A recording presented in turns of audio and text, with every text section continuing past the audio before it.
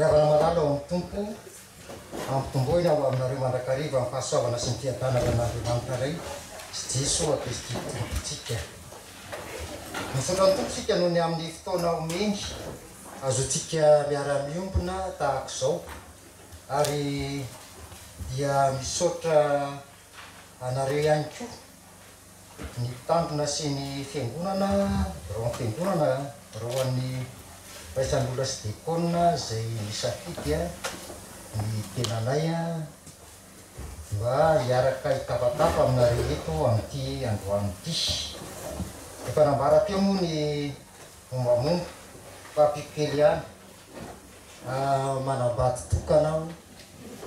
mananjanaka 5 rahalahy manana zafikely anankitelo.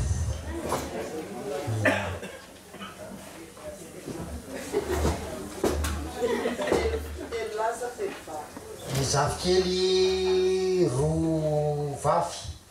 iray lahy. Efa anankiroa zany manambady ny zanaka. Ny lohahevitra izay nomena mba iraisantsika androany dia ny amin'ny hoe mpihevi-draharaha miaro ny firaisan'ny fiangonana tsy ho simba. Mpihevi-draharaha miaro ny firaisan'ny fiangonana tsy ho simba. Eto dia na tsy fomba loatra aza ny mialatsiny ihany moa manontahirikevitra dia tsy tratra tsony mihitsiny satria tamin'ny talata moa dia mivory tao amin'ny Analamahitsy lahibia fa avy any amin'ny komity foibe any sampana vokovokomanga sonataba foibe koa azo zany nakaty io dia mivory lava moa zany raha pitso sy raha afaka-pitso moa mbola migaga ihany koa ao anatin'ny fanomanana ny tetikasa sy teti-bola ny taona 2024 ny fiangonana avinany Tempolo Malala. Ampitsiny amin'ny fitaovana hoe tsy afaka nampiasa izany zara izany aminareo. Vavakasika revako tompo ianao no Andriamanitray, Andriamanitra telo nefa tokana ihany, ilay Andriamanitra mampiray satria fantatray fa fanahy iray ihany nanaovam-batisanay ho tena iray dia ampiraiso ao aminao zay Jesosy Kristy mba hamoa araka ny voan'ny finoana ny vokatry ny fanahy mba hampandrosoana ny fiainana ara-panahy sy hampandrosoana ny fiainan'ny fiangonana dia atreo feno izao fotoana izao ka tario am-pananao masina izay amin'ny anaran'i Jesosy. Amen. Indriavana ny eto moa zany hoe mpihevi-draharaha dia nefa misy ihany koa akonana fa mitodika kely amintsika dekona. Tsika dekona dia mijery olona koa moa efa nandalo tamin'izany misy fanekena faefatra ao amin'ny faneken'ny dekona sy ny olona tadidinareo ve le izy?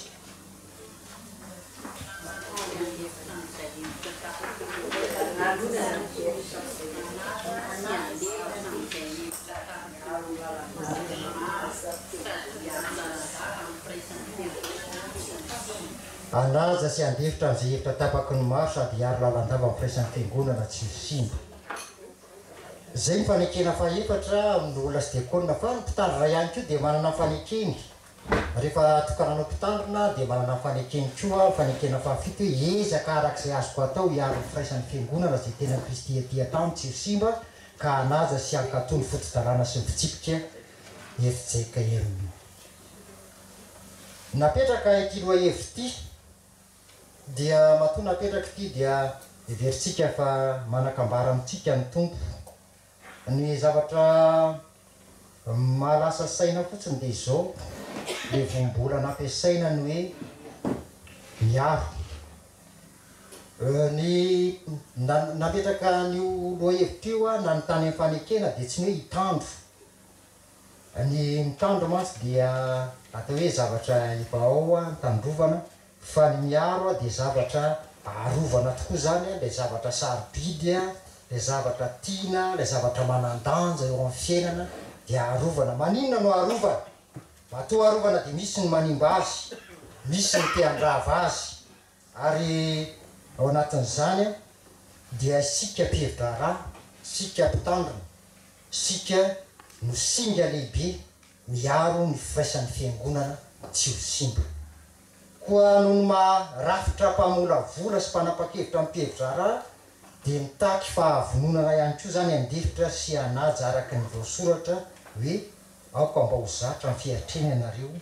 aza manao ny tenanareo indry romanina toko fa 20 andininy fahaenina raha afaka malalo amin'ny tompo sy tsapatsika ve fa marary ny fiangonana misy atsika raha ny fiangonana miteny ako fiangonana tsy hoe fiangonana sotro fitiavana akory ny teneniko fa fiangonana misy atsika ny fiangonana Jesosy Kristy eto Madagasikara dia ny zavatra aretina voalohany indrindra dia noho ny tsy fiorenana amin'ny finoana vokatry ny fampizarazarana na avy eo anatiny na avy any ivelany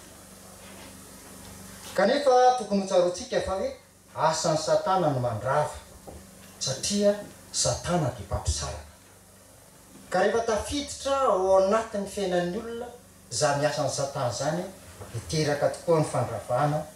teraka ny fisarahana teraka ny fizarazarana koa ilaina ny lehilahy sy ny vehivavy lehibe amin'ny finoana ny lehilahy sy ny vehivavy lehibe amin'ny finoana ampiavana ny olona amin'Andriamanitra ary ampiavana ny tenany amin'Andriamanitra sy ampiavana ny olona samy olona zay ny anton'ilay azo fijaliana fampiavanana an'Andriamanitra sy ny olona fampiavanana ny olona samy olona ka misy hevi-dehibe vitsivitsy ry avako malala no tsongaiko satria raha ity loha hevitra ity dia tena midadasika tokoa mety azo resahana daholo amin'ny tsy prian-javatra fa zay ny heveriko fa tokony hoentina amintsika ihany no hoetika androany ny voalohany dia zao fatariny atao hoe fiangonana tena azafady aloha ty telefôny ity tsy malala fony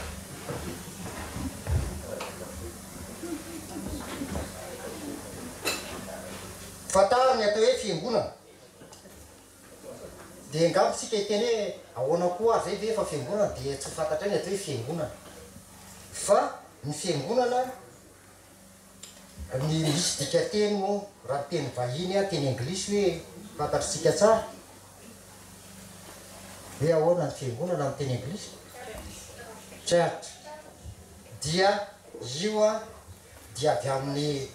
teny allemand io ny hoe kirke zay ao ihany koa ny teny grika hoe kyriakon tsy le tenyreo no tiako atongavana fa hoe ny dikany sy ny fiheviny zany zay nadika hoe amin'ny tompo ka noho izany ny fiangonana dia fokony Jesosy any Jesosy ary zava-dehibe tokoa no fidianana ny anarany hoe fiangonana Jesosy Kristy eto Madagasikara any Jesosy ny fiangonana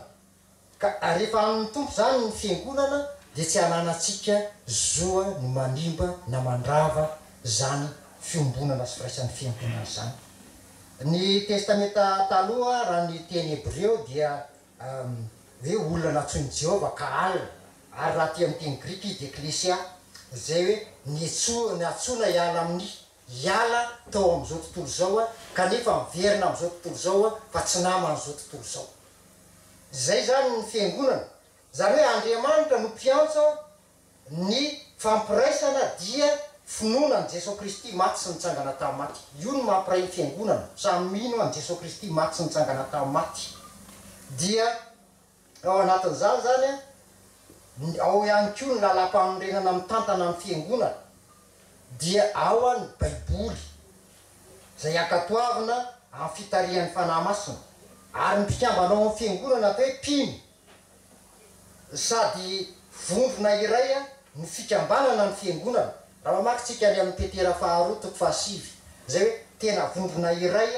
sady fikambanana ny fiangonana zany hoe miray amin'ny fanatanterahana ny asan'ny Kristy ary zay mahatonga Jesosy Kristy miteny hoe zay mino ahy ny asa ataoko no ataoko ka eo anatin'izay dia misy eo anarana vitsivitsy ilazana ny fiangonana dia hoe tenany Kristy, tempony n'Andriamanitra na tranon'Andriamanitra, vadiny Kristy andian'ondry tamboloboka. Zany rehetrarehetra zany a dia ilazana amin'ny fiangonana. Ka ireo mpikambana amin'ny fiangonana dia napetraka ety an-tany amita iraka. Io a la iraka lehibe ahitsika tsara ary amin'ny Marka 2:20 ary amin'ny Matteo 2:20 mandehana ianareo dia mitirimy filazana tsara amin'ny olombelona rehetra. Indro a maniraka anareo tahaka ny ondry ampovoan'ny ambodi. Ka eo anatin'izay a dia entiny Jesosy ilazana io iraka io ho atsika fiangonana hoe tsika no fanasina, tsika no fahazavana. Aitsika tsenjery tsara any ary amin'ny bokin'ny filazantsara araka amin'ny Matteo 5:10 any amin'ny 7:20 ka hatramin'ny 5:20. Ka zany hoe raha isika zany a dia misakana fanasina sy fahazavana dia misakana amin'ny fahalovana ara-panahy amin'izao tontolo zao. Anoro lalana ny rehetra ihany koa, hitsilo ny lalany rehetra ao anatin'ny aiziny. Dia io zany sika fiangonana no hoe manova fiainana. Manova fiainana ho an'ny tontolo sika. Ary zay moa ngamba mbola mijerenareo amin'ny zao vanim-potoana zao le azakazaka masina hoe filazantsara manova ny tantara. Fa raha miteny hoe filazantsara manova ny tantara moa tsika ny filazantsara velona, episty velona manova an'izany. Dia mitondra fanantenana raha misy akiviny eo amin'ny olona. Ka ny fiangonana tenan'ny Kristy, ny faharavan'ny firaisan'ny fiangonana dia midika ho fahampiteny tenan'ny Kristy. Dia zay zany no ambara amintsika hoe zay zany ny fiangonana. Raha takatritsika tsara zany ny atao hoe fiangonana dia ho takatritsika tsara ny anaikitritsika tsirairay avy ao anatin'izany fiangonana zany. Dia zavatra faharoa dia izao.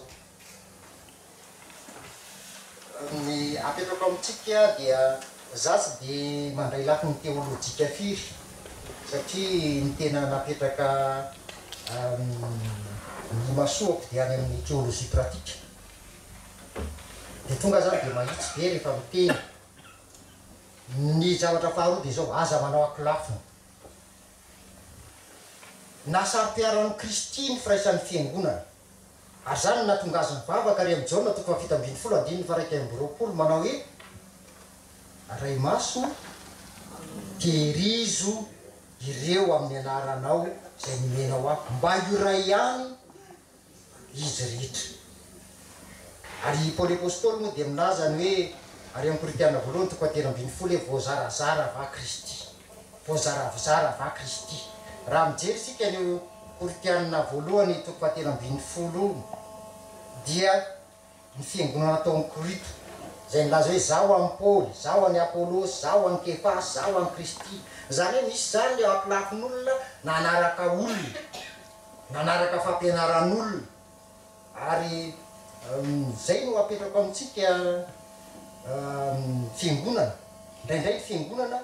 dia manao référence. Manao référence olona. Tamin'ny anona dia ohatran'izao, tamin'ny anona dia ohatran'izao, tamin'izay zao tamin'ny ny anona dia ohatran'izao, tamin'izao dia ohatran'izao. Tsy mety ny manao référence ao anatin'ny fiangonana hoe référence olona fa référence an'izy Jesosy ihany. Hoe inona nambaran'i Jesosy, ahoana no nataon'i Jesosy. Fa io a ilay fizarazarana tamin'izany fotoana androzany ohatran'izany mitarika hoe tonga manjary misy ny sekta. Zany moa tsy dia mahavantana loatra le miteny fiangonana zany, firiavako malama fa dia rakotsiny fa na sekta ihany. Fa rehefa sekta dia sekta satria zay a le définition an'ilay izy a dia sekta izay. Ka tsy izay any ihany fa tsy eva zay nahatonga ny sekta fa mbola hatonga sekta ihany koa. Zany mahatonga lehibe anatin'ny fiangonana aza dia manangana sekta. Fa io le fizarazarana. Tsy manaraka olona, tsy manaraka fampianaran'olona. Paoly apôstôly mba hanehoana fiainana zany dia nametraka tsara Paoly apôstôly hoe tsy izaho intsony ny velona fa Kristy ny velona tanaty. Tia nambara amin'izany dia izao, lay Paoly apôstôly dia vatanterana Paoly mandehandeha fotsiny, tsy andrasana izy akory. Fa zay le Paoly apôstôly, fa lay Kristy mihitsy no anatiny. Lay Kristy no mibady ny fiainana. lay Kristiny mibaiko ny ataony ary tsarotsara kely avako malala fa zay kely itaizan'Andriamanitra atsika le anamboaran'Andriamanitra atsika le tonga anahaka ny Kristy zay a tena anao fiainan'ny Kristy de io ny zaran'Andriamanitra zay maha-Andriamanitra n'Andriamanitra amitsika tena tsara fa Andriamanitra de fitiavana de zaran'Andriamanitra fitiavana sika Andriamanitra de fanahy de omen'Andriamanitra fanahy masina sika Andriamanitra de nisy atrehatreika mandrakizay de io a omen'Andriamanitra ny tsy fahafatesana mandrakizay sika zany fiainan'Andriamanitra zany no omenatsika ary zay mahatonga ny hoe zao de efa tezay tsika zany ho tarihan'ny fanahy masina satria rehefa tonga ny any amin'ny fotoana any amin'ny andro farany any amin'ny paradisa tsy misy atidomo baiko tsony any ny atidomany iny vovoka de verina ho amin'ny vovoka ho amin'ny tany mafy be le fitezan'Andriamanitra atsika ho am'izany tena io ny fanahy masina io no mibaiko ahoana ny fanahy teny fanahy masina ahoana ny hevitry ny fanahy masina ka tsy fiainana araka ny sain'olombelona intsony ny tena iainana ao anatin'ny fiainan'ny fiangonana fa fiainana araka ny Kristy ny fanahy masina no mibaiko atsika am'izay rehefa tampiarana tsy fiainana barana intsony fa fiainana misy fitsipika araka ny Kristy fiheziny finoana an'ilay efa maty ary nitsangana tamin'ny maty kanefa ko finoana lay Jesosy Kristy zay efa nanolotra ny tenany amonjy antsika jereva ny Galatianina toko faharoa ny dimy faharoapolo sy ny tapany fahatelo any Galatianina toko faharoapolo tapany fahatelo dia raha lazaina tsotra zany de fiainana sy fanondrenana ny sitrapon'Andriamanitra fiainana sy fanondrenana sy sitrapon'Andriamanitra fa zao ngery avako malany misy olona tsara ny kalitao an'ny fampony tsara ny kalitao amin'ny asany tsara ny kalitao an'ny zavatra ataony fa izao ny kalitao an'ny toe-panahany tsy manaraka ny fiainatra ny soratra masina tsy manaraka ny fiainatra ny Kristy zay zany mila jerentsika sy tandrematsika zay zavatra zay satria ny saina de samy manany azy samy manana ny fahalalana samy manana zay iveriny fa mety ary tsy diso akory ny fanotara-pahalalana samy hafa fa zavatra ilainy zany zany hoe tsy fanenjena na fahatsarany ivelany araka ny saina maha-olona tsy zay ny tena zava-dehibe fa ny amin'ny ao anaty zay ianaratsika ny Kristy ka ny pino a de niara-nombona tamin'ny Kristy de velona miaraka aminy eo amin'ny fiainana taorina nitsanganany tena tamin'ny maty velona ao anatin'ny Kristy sy ny heriny zay manjary loharan'ny fiainany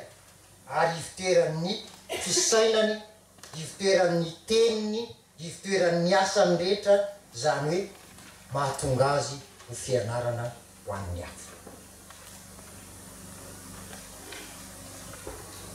zay no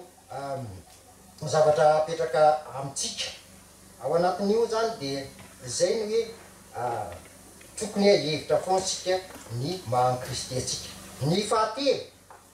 aza mifampiandany aza mifampiandany sarotra rehavako malala indraindray miazona ny fifandraisana amin'ny sampitsarotra sy moro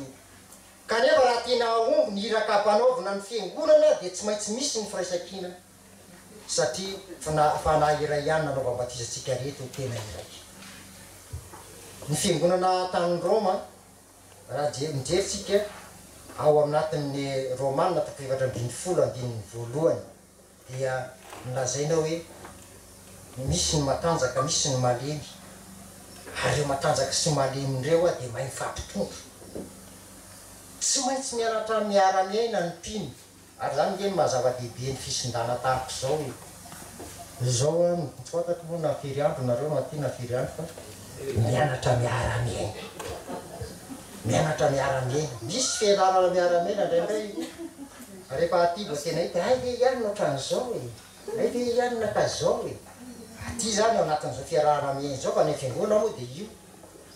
tonga ny alahady tonga ny mpamompona samy hafa de eo fa zavatra tokony ho tandremana voalohany de ny friariana satria mitovy daholo eo anatren'Andriamanitra mitovy daholo tsy mpino rehetra ao anaty ian'Andriamanitra vakina foana matetika eo fiangonana ny Galatiana toko fahatelo andiny fahina amby roapolo ka hatramin'ny fahavalo amby roapolo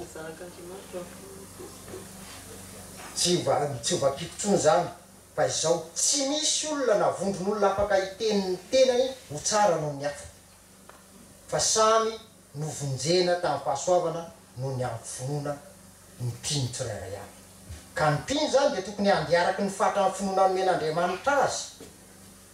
io ny finoana tsy azo refesina ka anaovana référence ihany koa ianona be finoana be za ohatra ny kely finoana ary anina kosa ohatra tsy de misy finoana mihitsy tsy azo refesiny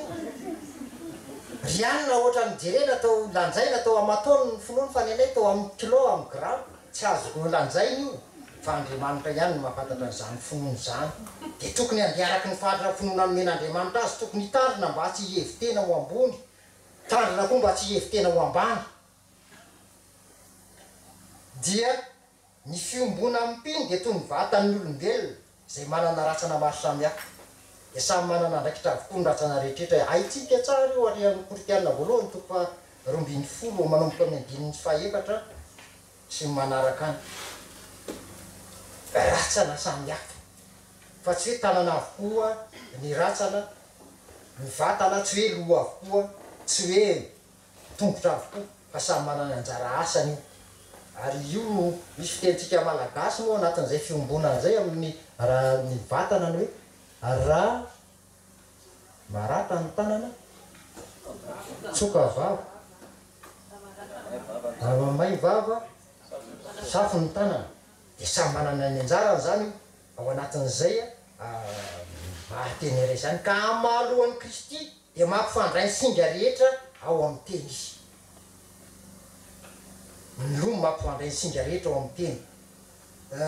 nisy ireo nametsiny an' Jesosy Kristy rehefa mitafa tamin'ny sinetrano tamin'ny tany amin'ny vehivavy tany amin'ny mpamory rehetra zay neverina mpanota neverin'ny olona hoe mpanoty reny de betsaka ny nametsiny an' Jesosy Kristy tamin'izany zavatra any fa zay tsy misy zany tokony famezatsiny an'i Kristy zany tsy misy tokony nampianatra mihitsy Jesosy Kristy hoe ny olona rehetra azo ifampiresahana ny olona rehetra azo ifandraisana araka ny fifandraisana ao amin'ny Kristy de raha mamaky sika ao anatin'izany ny Filipianina toko faharoa andininy fahatelo dia ny firaisana amin'ny Kristy dia mahakasika ny fifandraisana ny samy olona marika toko fahatelo andininy fahadimy amby roapolo de milaza hoe ary raha misy mpiray trano miady an-trano de maninona ozy tsy ahatra izany mpiray trano zany mariky ny fahatanjahan'ny fiombonana ary anisan'ny mahatonga ny fisarahana ny fitiavatena fihebebony tsy fampiany fanetretena sy fanambanina ny hafa de ao koa ny fanaovana trano an-trano ny fitsitokotokona ny ekipakipa ny kamakama ny tamamy ray ihany no miray misy aretiny zany ao anatin'ny fiangonana indrindra any anivony hoe sampana samiasa sy ny sisany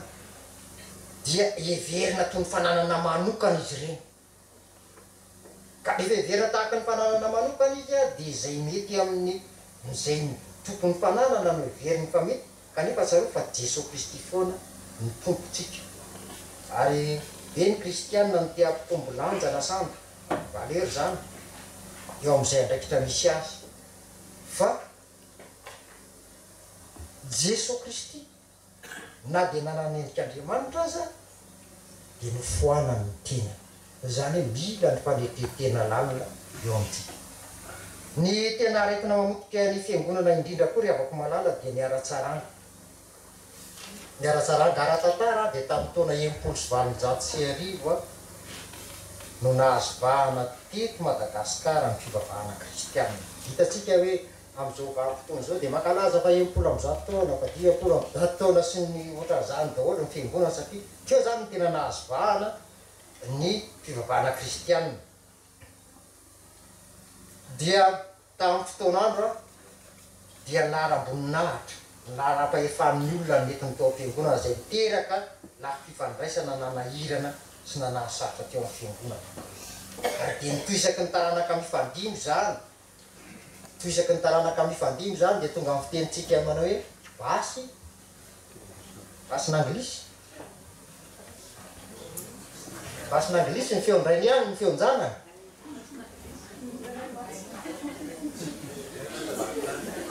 ay dia zay zany e dia lasa ny sotoavin'ny fiarahamonina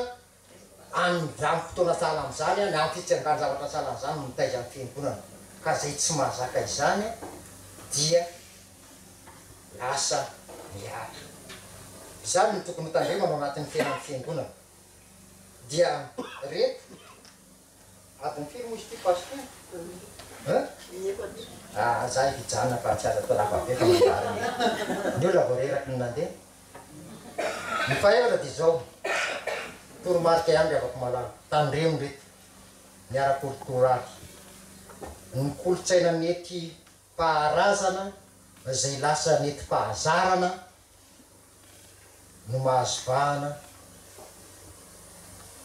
indraindray eo ny tsy vity fitsarana resaka aminareo anatin'izany zavatra zany a ohatra ihany motiva tsy hoe ao amintsika kory misy an'izany fiangonana anankiray teto amin'ny faritra manodidina Antananarivo dia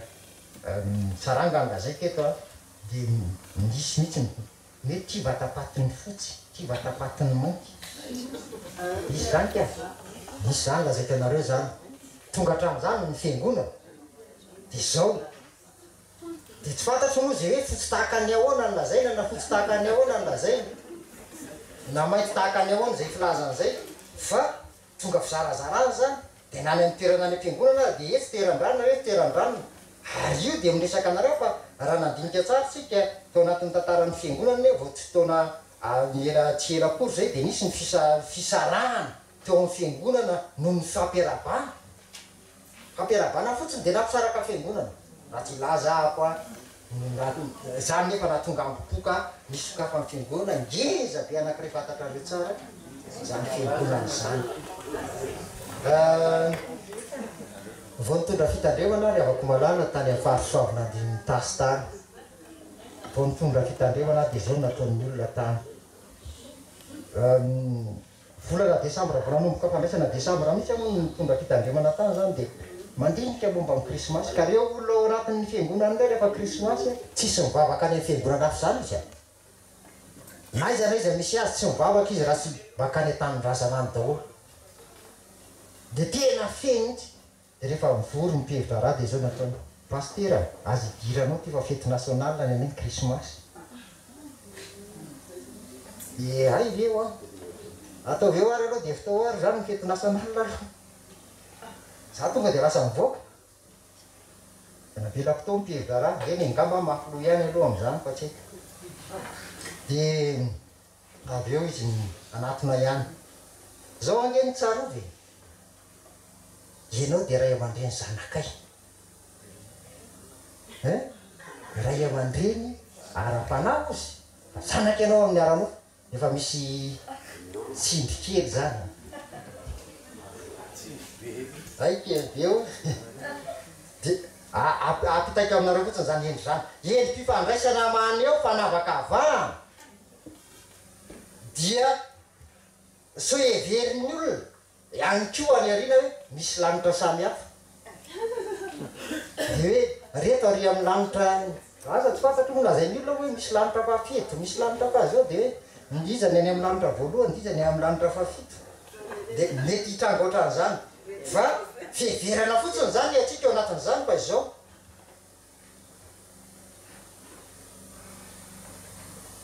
ny fiarovana ao anatin'ny firaisan'ny fiangonana daholo zany de misy koa ny manao lovatsy mifindra fiarovana zany ao anatin'ny lovatsy mifindra de zany ny mampanahirana ihany amin'izay mpitandrina ao anatin'io sahirana ihany rehefa be deabe ny vahiny tonga ao anatin'ny fiangonana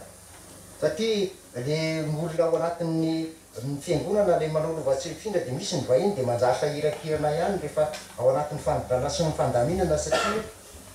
zay le fiainana amin'ny sotoavina ka io zany ara-kulturaly zay lazaiko zay fa eo koa ny ara-toekarena mifamatotra amin'ny ara-kulturaly ny ara-toekarena etsaka ny fanambakana sy ny raha matahora tonga hatrany am-piangonana zay mahatonga fiforetana sy fanarahana am-bokony tsy de laza zavatra betsaka ao anatin'izay ara-toekarena zay fa io a dia zarazaraina ny famezam-pahasoavana ao amin'ny olona mba anjaran'ny olona mampiasa azy araka any Kristy. Ny ara-tsosialy dia marian'ny fanavahan-tena na ny fitoerana ao am-piangonana azy. Za tonga tao amin'ny fiangonana anankiray zay tsy teneniko anareo le fiangonana fa manjary teneninareo hoe zao. De rehefa tonga tao amin'ny fiangonana dia misy dabio tsy mipetraka eny aloha eny mihitsy le olona zany fa misy olona efa mipetraka hoe reto WNN reto WNN reto de tsy mipetraka eny mihitsy ny olona dia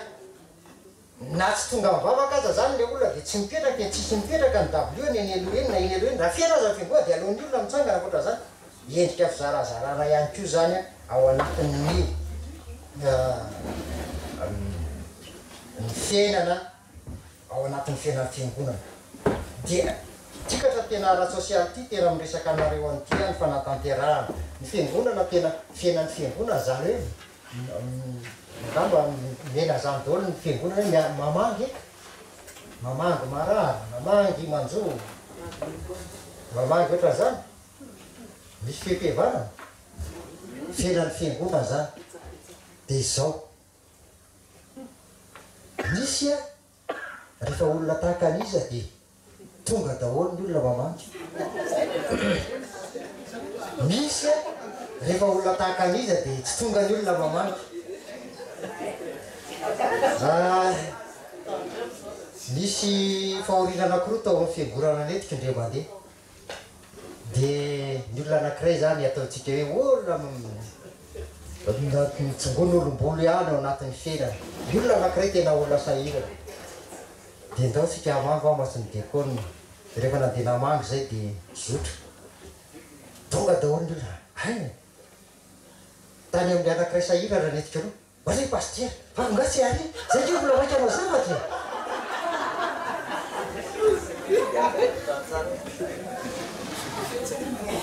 za tsy niteny fitaiko ihany ny famangina fitaiko ohatra ny famangina za tsy niteny la samy tsy namaly ahako azay samy famangina daholo zao fa ndao fa fitaitsika daholo reo hoe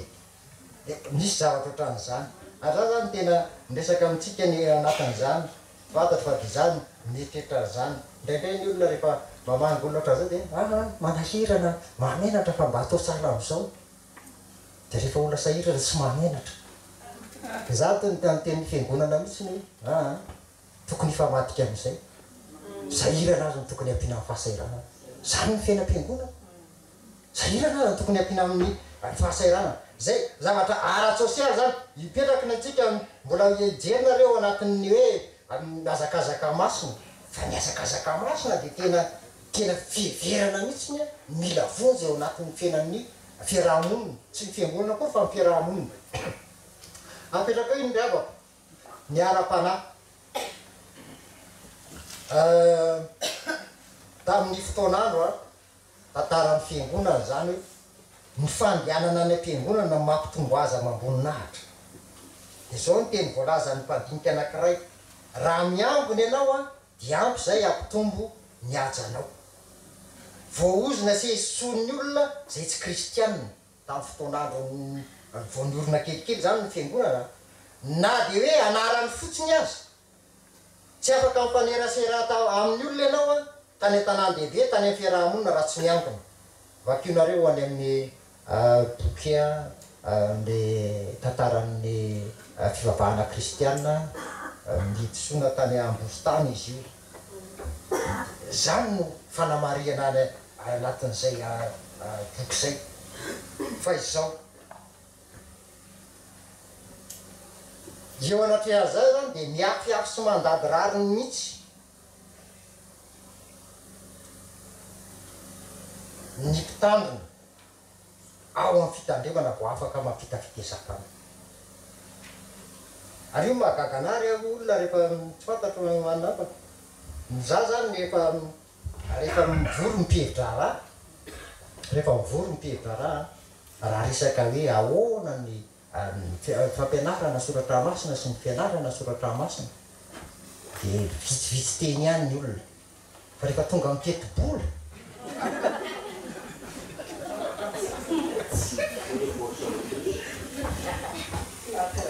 zany ve de vavony rehefa zany a dia manakambara daholo mibetsaka inona moa no tiako tenena amitsika tsy maintsy manana fandeferana goavana vao mirindra ny fifandraisana raha to mantsy endran-droa de tonga amin'ny fitenenatsika hoe raha miendran-droa ny tady tapaka de tsarona ny tenin'ny Kristy raha maniraka ny fitopolo azy hoe indro za maniraka anareo tahaka nindreo voan'ny ambodiko endre tahaka menarana ary mora tahaka mivorony lala matetiky fa folo andininy fahenina fa zay zany napetraka amitsika hoe io ny ara-panahy zany de tokony ataon'ny fiangonana ho zava-dehibe satria sy rehefa voataiza ara-panahy ny fiangonana dia mazava ho azy fa tsy maintsy iorona mafy ny amin'ny fiombonana ao anatin'izany fiombonana zany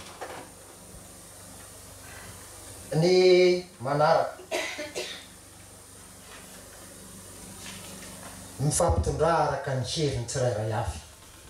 mifampitondrà araka ny heriny tsirairay avy ny romanina toko fa 10:12 voalohany tsy fantatra fa i romanina koa nanatin'ny pastera zany hoe romanina 15:7 sy ny manaraka tany mifampitondrà io rehefa nindazay fitetsena ihany hoe matanjaka sy ny malemy fa ny fiangonana tany Roma de nisy ny olona malemy finoana nisy ny matanjaka ara-finoana io koa ny finoana tsy azonao refesina hoe araka ny teny fitery am-piandohana hoe ianona matanjaka kokoa ny finoana fa ianona malemilemy kokoa ny finoana fa nampiasa saina amin'ny Paoly apôstôly mihitsy ny mahita fa tsy nandray ny malemy matanjaka tsy nandray ny malemy matanjaka ary io mahatonga fiombonana rehefa tsy voaray ny malemy ao anatin'ny fiainam-piangonana dia somary sahirakirana ihany izy raha miteny anatin'ny teny vahiny indrindra misy solon-tenany sambana moa eto ny fiangonana raha teo moa efa ao mpitandrina fa mila directeur spirituel mila DS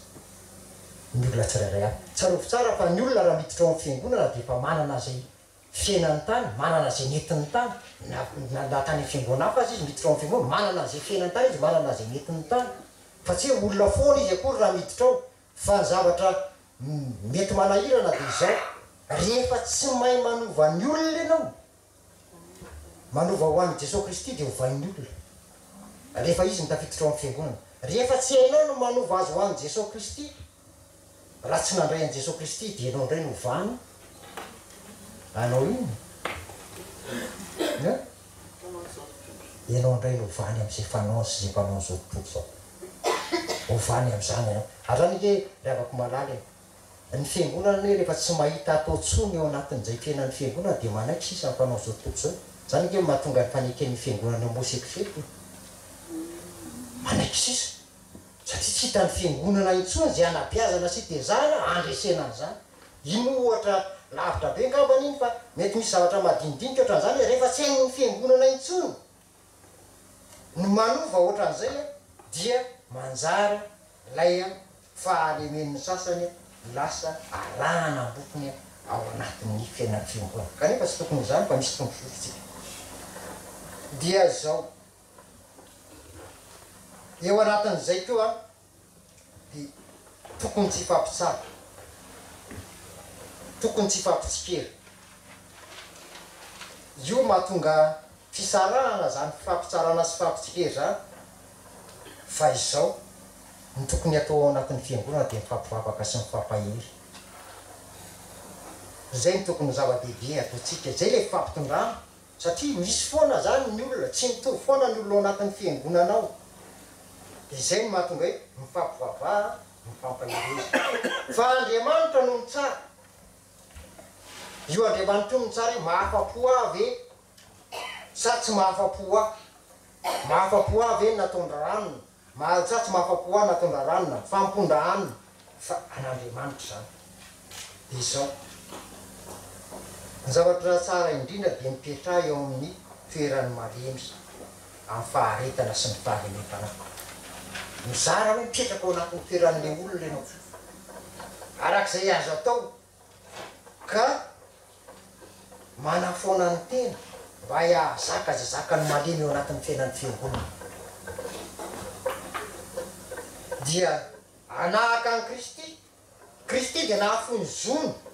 nametraka ny hafa ho ambony noho izy zay nge ny antony nahafatitsan'i Jesosy Kristy teo ambony azy fijaliana nametraka atsika na dia mpanota asika ho ambony noho izy ny fahaizana mifampitondra ry avako malalo no atazonana firaisan'ny mpino ao anatin'ny famoizam-boninahitra an'Andriamanitra ny manaraka nataoko aty amin'ny faraparany ty mihitsy ny ty zavatra ty zao hoe ajao ny rafitra sy fandaminana ajao ny rafitra sy ny fandaminana ny ambara tonga mpitondraha ny rafitra ao anatin'ny fiangonana hatrany amin'ny foibe dia 3 hatrany hatrany na any amin'ny sampanany dia 3 hatrany hatrany dia ao koa ny ambaratonga mpitondrana 3 hatrany hatrany raha ny fitandremana zany ny ambaratonga mpitondrana dia raha ny fitandremana mpihevitra raha fivorian'ny mpandray zay eo anatin'ny fitandremana fa izao raha miresakytsika hoe rafitra sy fandaminana dia tsy maintsy misy fitsipika zany tia anytany atsika ary avako hoe inona ny fitsipika voalohany indrindra tena rahantsika inona fitsipika voalohany indrindra tokony arahantsika tena raha baiboly tenin'Andriamanitra io ary zay mahatonga nahako itenen'izao zavatra ho aty amin'ny farany dia manaraka ao mametraky tsika ny foto-dalàna sy ny fitsipika ao ny fitsipika anatiny samihafa na any amin'ny synodam-paharitany any amin'ny sampana samihafa any amin'ny fitsipika anatin'ny fiangonana ny fiainana rehetrarehetra mampiombona aloha dia amin'ny baiboly miainao anatin'ny vanim-potoana farany fiangonana ankehitriny tsara fitsara fa rehefa tonga ny fanahy masina dia andro farany zay fa io andro farany io manazava kely aminareo ihany misy fizarandroa ny andro farany ny andro farany dia ao lay atao hoe fin des temps io zany lay rehefa tonga Jesosy Kristy dia mandrapiveriny fotoana lavabe zay dia ao any fin du temps fotoana foy zay io lay fotoanan'ny proclamation amin'ny fotoana ndray le proclamation zany le eo zany tsika dia hoe tonga eo am'izay dia hoe ianao mifindra kilasy makaria amin'ny paradisa ianao mifindra kilasy midouble makaria double satria ny manohy le fiainana tety ay tsy mifindra tsy mifindra dia ireo zany le izy ka zao ny andro ny fanahy masina zao araka ny soratra masina ny fandaminana ny fiangonana dia jerena araka ny fototra mitondran'Andriamanitra ny zanaky Israely ny zanaky Israely dia sady fiangonana io ny firenena dia zay ny fototra mitondran'Andriamanitra ny zanaky Israely misy ny fifandraisana misy ny fitondrana misy ny fandaminana zay miainga amin'reto ny fiatsona ny fiangonana natsona ny fiangonana dia manaraka an'izay ny fanekena Andriamanitra no fanekena tamin'ny olona dia ny olona ihany koa nanaiky an'Andriamanitra dia ny fahatelo fankatoavana hitantsika eo anatin'ny fiainan'ny Abraham zany natsona na fanekena na fankatoavana dia mifamatotra zany ny rafitra sy ny fandaminana tsy afa-misaraka satria ny rafitra ihany koa dia natao andaminana ny fiangonana fa rehefa tsy misy zany ngeny tsy hitatsony zay hoe inona sy inona any amin'ireny sekta reny tsy misy rafitra tsy misy inona fa dia mandeha samy mandeha fotsiny amin'izay any fa isika dia fiangonana ara-drafitra tena misy rafitra mipetraka sady entina mahatotosa asa zany ny tena fandaminana mihitsy ao anatin'ny fomba fiasa rehetra ao anatin'ny fiainan'ny fiangonana dia mametraka an'izay zavatra hoe raha mitentsika natsona aloha tsy maintsy natsony ianao dia avy eo anao manao fanekena andraikitra rehetra ny fanekena fandaminana ao anatin'ny fiangonana zany azonao mahatanteraka any andraikitrao dia nivakitsika teo nisy fanekena anankiray nivakitsika teo le fanekena fahaefatra fa manomboka any ampandrefana samy tompotsika dia fa manaiky zany ngamba mino ohatrany ngamba tsisy mpihevitra ratsy mpandray fa any ampandraitsika dia fa manaiky eto anatehan'Andriamanitra sy ny fiangonana za dia manaiky marina sy ny fajesony tompoko sy mpamonjy voavelany ely azoko ny famonjena ekeko ny tisy anompo azy afoko rehetra no fitariam-panahy masina ka azo ty bava amaky baiboly isan'andro arak'izay farany azoko atao anaja ny hevitra tapaka amin'ny fivorian'ny mpandray hanao fitondrana eto amin'ny fiangonana Jesosy Kristy eto Madagasikara dia andraikitra zany ny fanekeny io dia ny olombo na olom-boafidy amin'ny maha olom-boafidy na olo tendreny ianao dia zay manana andraikitra ihany koa ianao amin'izay rehetra ataonao fa izao mitsarovo ry hava tsy fahefana fotsiny ny maha voafidy ianao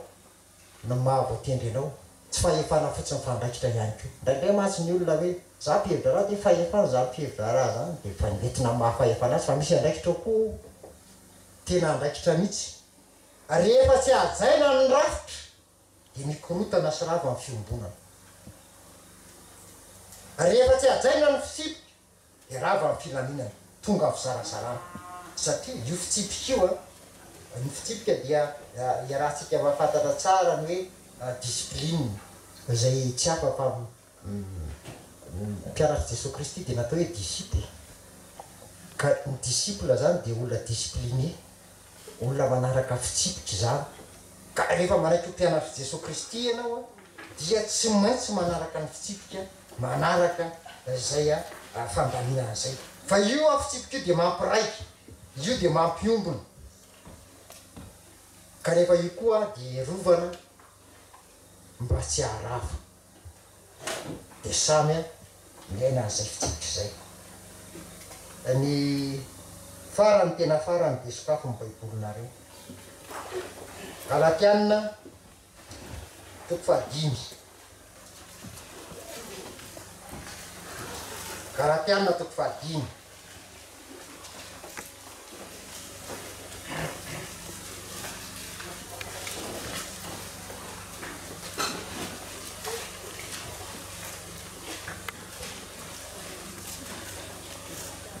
dia amin'ny manomboka amin'ny andininy fahenina ambin'ny folo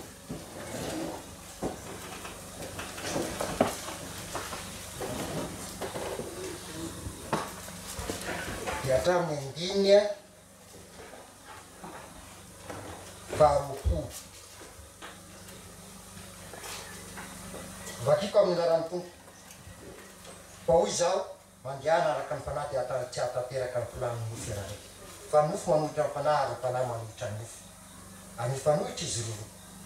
mba tsy azonareo manao zay zavatra tianareo fa raha tarihan'ny fanahy ianareo dia tsy mba ambany lalàna fa miariary ny asan'ny nofo dia izao fijangajangana fahampona fitejijona fahampotsao fanaovana ody ratsy fandrafiana fifandirana adilahy fiafinafonana fifampiandaniana fisarana fitokona fialonana fahamamona filalaovandratsy ary ny toy izany zay lazaiko aminareo raha teo tahaka ny voalazako fa iny ko fa zay nareo izany dia tsy andova amin'ny fanjakan'Andriamanitra fa mivokatry ny fanahy kosa fitiavana fifaliana fiadanana fahapo famorapanahy fanaovatsoa fahamarinana fahalemem-panahy famononam-po sy misy lalàna manohitra izany fa zay an'i Kristy Jesosy dia efa nanombo ny nofony sy ny fandroany ara-pilamy tamin'ny azo fijaliana raha very ny fanahy isika dia oka miaraky ny fanahy oka isika tsy hifandrany tena foana ka hifampiaika sy hifampiana ray masina manamasina hoe amin'ny fahamarinana teny ho fahamarinana amen Après pasteur zavatra rehetra zay na miisana azy io kalakianina izay le vokatry ny fanahy rehefa manana zay vokatry ny fanahy isika dia tsy tonga ny fampiandanina sy ny fielonana fa lasa volo azy ny fiombonana sy ny firaisana io manandreomanitra irena vola misy fanontaniana ve tompo eto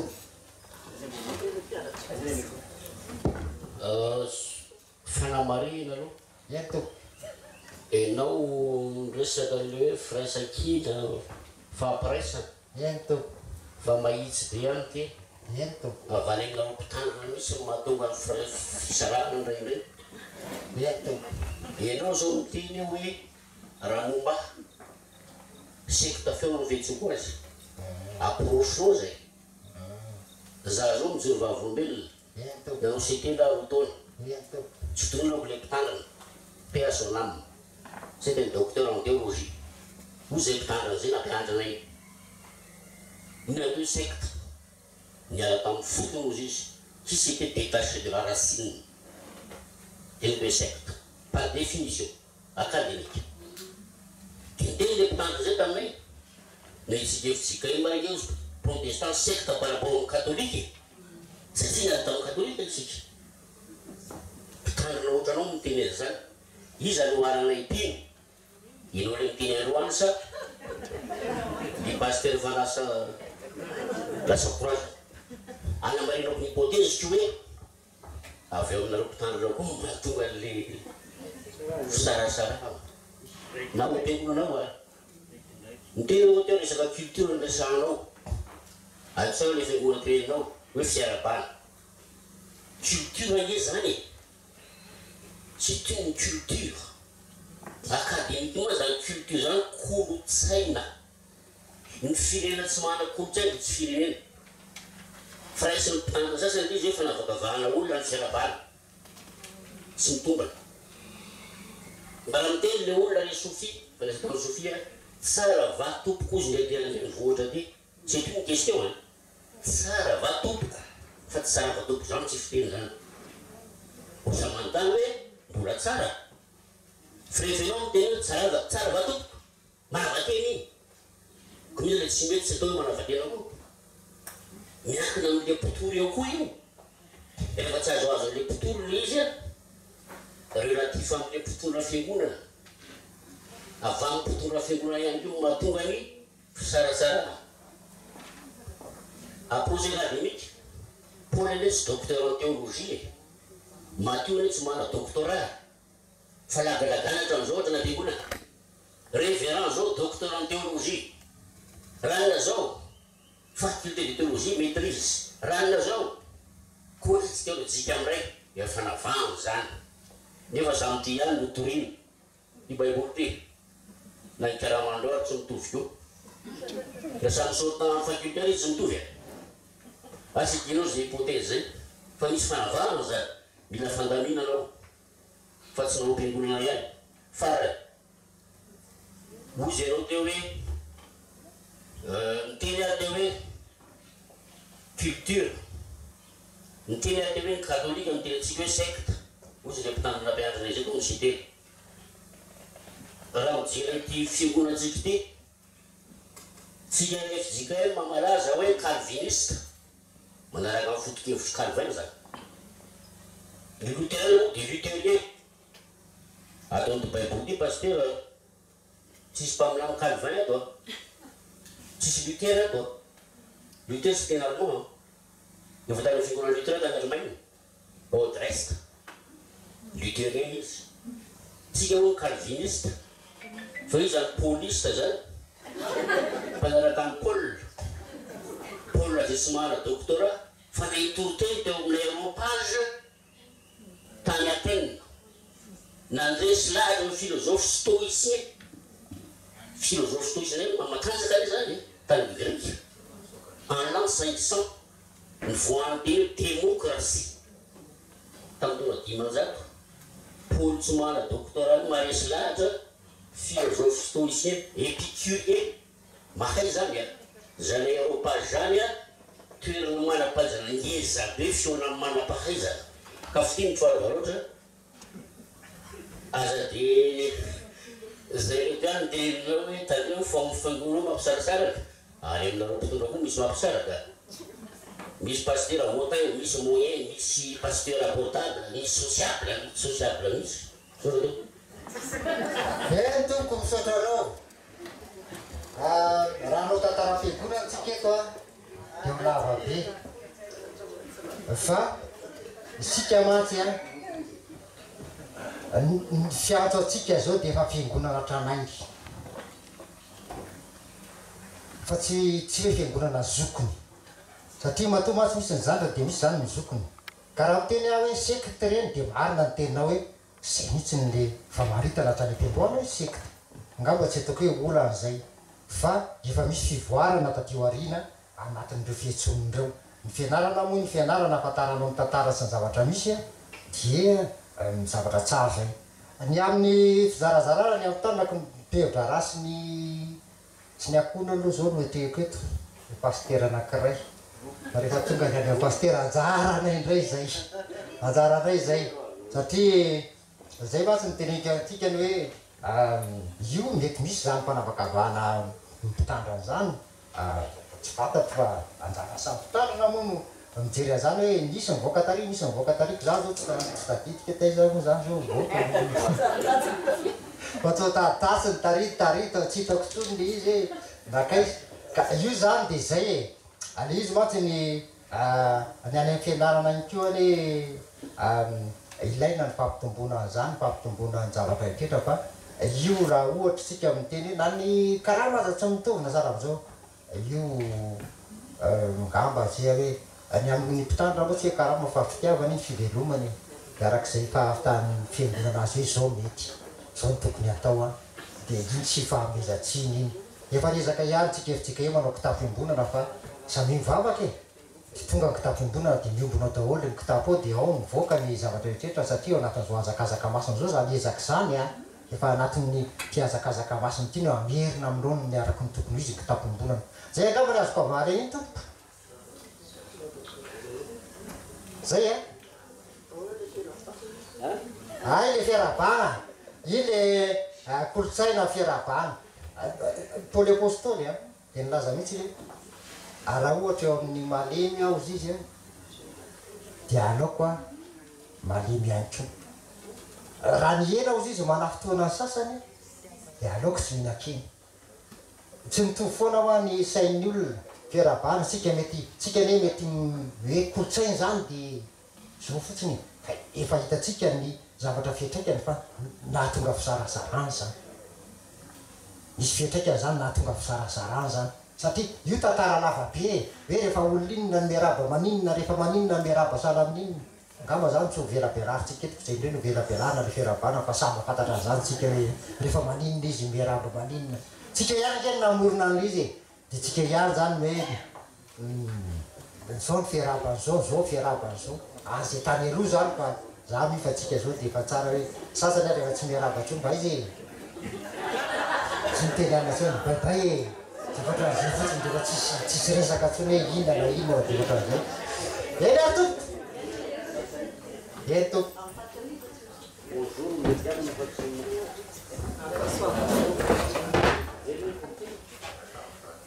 ya pasteur ny zany fanontaniana raha ireto fampianarana azitsika reto aloha zany de ohatrany hoe azo soroana ve zany ny firaisan'ny fiangonana tsy ho simba mety tsy azo soroana izy fa mety hoe azo arovana azo alefahana le mety fahasoman'ny fiangonana fa za tsy mitsara tsy mitsikera fa le ataoko pratika fotsiny hoe ataoana moa zany le olona tena hiteny manimba nle ny tena mantso miaro raha to hoe miaro zany ny olona anankiray ka hita tokoa ny hoe ty misy olona animban'le izy a ataoana izy reny zany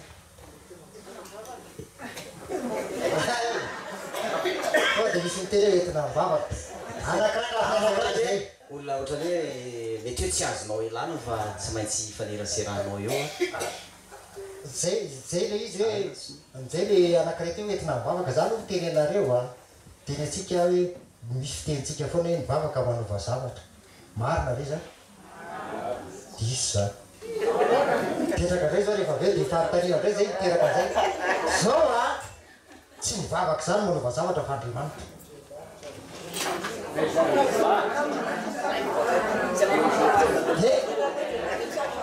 Andriamanitra no manova aere fa ny anjaratsika zany de mitondra mibavaka fa anjaran'Andriamanitra no manova fa tsy mivavaka ataotsika mihitsy ny anova azy fa io ndraindray Andriamanitra mamaly vavaka vetivety ndraindray Andriamanitra mamaly vavaka elaela zay le misy niteneniko tamitsika te manana faharetana mitondra ny fahalemen'ny malemy satria mety iova ihany izy rehefa anirina elany de lafi ny anankiray koa ny hoe atahoana moa le olona de zao za tsy mongamba ohatran'le resaka pratika tokoa izy ty za tena miteny aminareo zany hoe misy olona manahirana mihitsy ny tena zay tenenao zay hoe tonga ho amin'ny fampisarahana mihitsy tao anatin'ny fiangonana fa nany ataoko de totofako andraikitra izy tonga de tondroko foana manao andraikitra tondroko foana manao zavatra tondroko foana manao zavatra dia atoniko foana izy de fampidonia hoe tikatra zao ohatran'zao de rehefa miteny azay zavatra hoe ohatran'zay zao miteny anao hoe ny fampisarahana de izy mihitsy ataoko mampianatra ny fampiambonana manao izy ka ka izy manao izy meko andraikitra ohatran'zay zay zany lafiny anankiray zany zao de zao rehefa tena tsy hita mihitsy io tena anaovako an'le fitsipika farany rehefa tena misy tsy hita mihitsy zay anaovana azy de ampiarao ny fitsipika farany iny zany ampiarao ny fitsipika fe zao ny fitsipika de ampiarao an'izay fa aza tonga de mainka hoe rano ohatran'zao ino voalaza foto-dalàna fa de zao amin'ny ara-panalo de zao ara-baiboly rehefa io fitsipika voalohany fa rehefa tsy mety alary izy farany zay vao mandeha zay zavatra tsy fantatro fa mavandro hoe tompoko zay angamba atao hoe tsy tena fanontaniana izy ohatran'ny fanamariana ary mino fa maro antsika mety miombokevitra amiko fa matetika amin'ny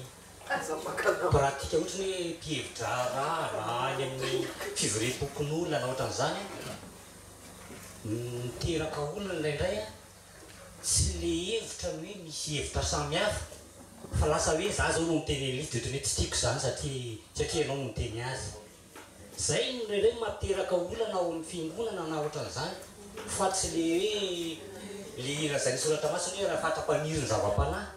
de zay ampandroso ny fiangonana no tadiavo indrindra eny toko fanamariana moa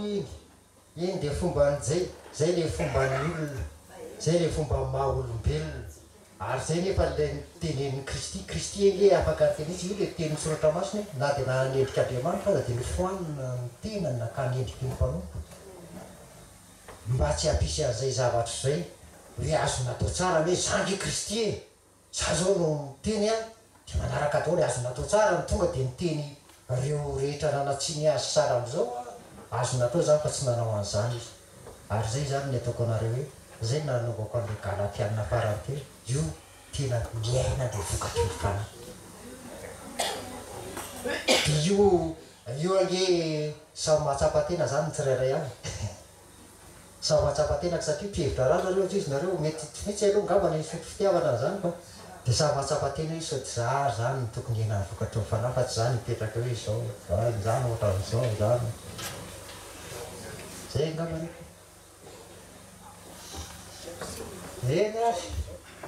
tsy vitako ny adin'ny efatra adin'ny roa fa zay ny vitako ny hira ataotsika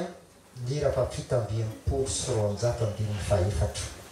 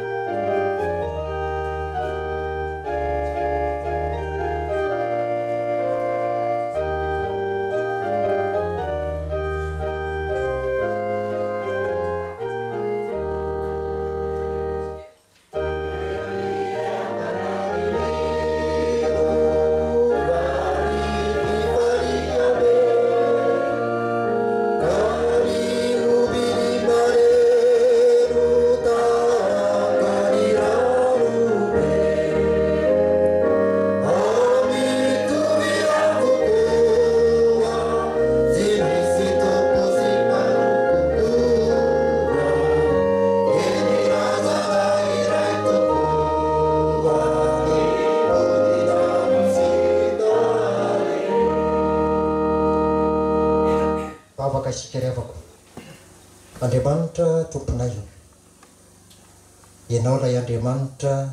rainay amin'ny alalan'i Jesosy Kristy, dia Jesosy izay lohan'ny fiangonana. Afaka aminao izay ankehitriny, mangataka aminao indrindra ho an'ny mpitandrina ao amin'ny fitandremana isotry fitiavana sy ny mpitandrina sy ny ankonany, nametrahanao andraikitra ho amin'izany asa ny mpitandrana izany, tondra ny fitandremana, eo ny fahazavan-tsaina, tondron-tsaina ny fanahy masina, mbe hery, ny fahasalamana, ary indrindraindrindra ry Tompo, toano mandrakariva satria ianao rehefa niteny fampanompoka ianao fa vidiko atsembariko, vavaka izay ho an'ny ambara tonga mpitondrana rehetra, eo azy ireo ny hery ny fanahy masina, ho mpitaritarana hatrany hatrany, mba hatanteraka injara asa fampona tandrify azy ny tsirairay avy. Vavaka izay ho an'ny firaisan'ny olona sy ny diakonina, indrindra ireo nomenao andraikitra manokana mpiropitantana, dia mihery Tompo, nitolotsaina avy amin'ny fanahy no entina miasa amin'izany asa fanompoana izany, mba hatanteraka ny anjara fiazakazahana ety amin'ity tany fandalovana ity. Vavaka izay ho an'ny ankonany mpihedarà, mba ho ankonana tohana tokoa ho amin'ny asan'Andriamanitra amin'ny alalan'ireo olo-mbotendry, olo-mbofity, dia mba ho tsapa sy azo tsapahitanana ny fandrosoana ara-panahy indrindraindrindra ao anatin'izany fiainany fiangonana izany. Mangataka izay ry Tompoandriamanitra, ianao amela fo, amela heloka, anaisitra izay rehetra tsy namboleny ny tananao anatinay, fa amenay fo vaovao, fanahy vaovao hatrany, dia taio ny fitandremana isotry fitiavana, mpino kristianina rehetra izay miombona ao anatin'izany fitandremana izany, mba iray fo, iray saina, ka ho saina iray sy vavy iray mety midera sy mankalaza anao Andriamanitra. Taio ihany koa ny ezaka rehetra atao fampandrosoana amin'ny lafiny maro samihafa ao anatin'ny fiainan'ny fiangonana, dia izao fotoana izay anaovana izao fisindana izao dia fotoana anana ny fifalimpo, ary indrindraindrindra ry Tompoandriamanitra eo hitombony amin'ny mpanahy araka anao Andriamanitra, ary hahatonga azy ireo anana hery vaovao indray hoentina amin'ny atrehana ny asa fampona sy ny fiainany andavanandro noho ny fitiavanao Andriamanitra. Ankehitriny Tompo, dia mametraka fezy tanteraka eo am-pialan-tananao azy ireo izay, amin'ny anaran'i Jesosy Kristy, ilay lohan'ny fiangonana, no ahazoana manonona izany vavaka izany. Amen.